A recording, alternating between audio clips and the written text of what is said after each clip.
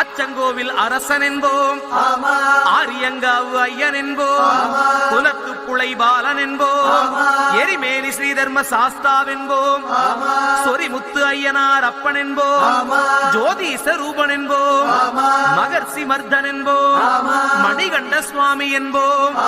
சுகுணவிலாசன் என்போம், சுந்தர ரூபன் என்போம், ஜாதி மத பேதமில்லா கடவுளாம், சத்திய வடிவான தெய்வமாம், ஆபத்தில் காப்பவனாம், அன்னதான பிரபுவாம், உலகத்தின் முப்பற்ற தெய்வமாம், சோதனைகள் செய்வானாம்